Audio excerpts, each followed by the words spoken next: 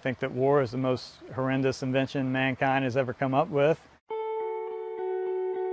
Mike Haynes is a decorated combat vet, a former reconnaissance Marine who served in both Iraq and Afghanistan.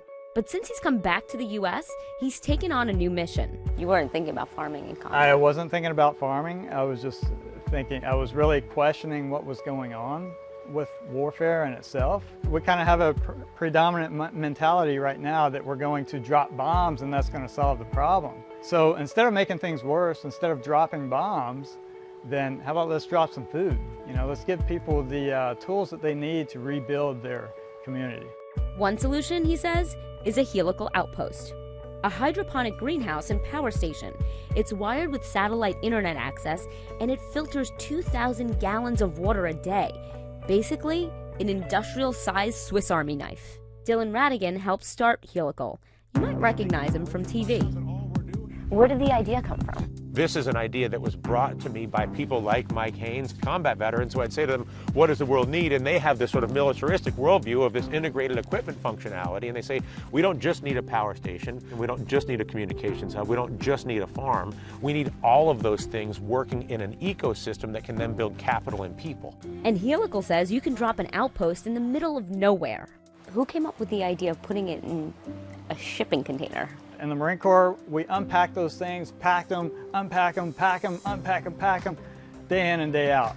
So the shipping container was definitely the ideal shelf for this thing to work. You know, you can push these things out of airplanes and parachute them in pretty much anywhere in the world. You're going all around the world with this, the international right? application at its best is areas that are in crisis but have yet to go to conflict.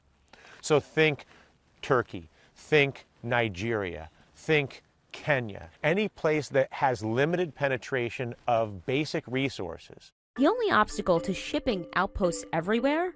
Funding. The financing challenge, which we're making great progress on. The nice thing is this thing makes money. It's like you're financing a farm that has a cash stream on the back end of it. Right now, only one outpost has been sold to a farm 65 miles outside of Washington, D.C., Patriot Farmers of America. Its mission? To train returning soldiers for cutting-edge agricultural jobs. This is the Jeep of greenhouses. This row of nursery, and we can see it in the back there, is the spring and Asian mix. Ned is one of a dozen veterans already trained on the technology.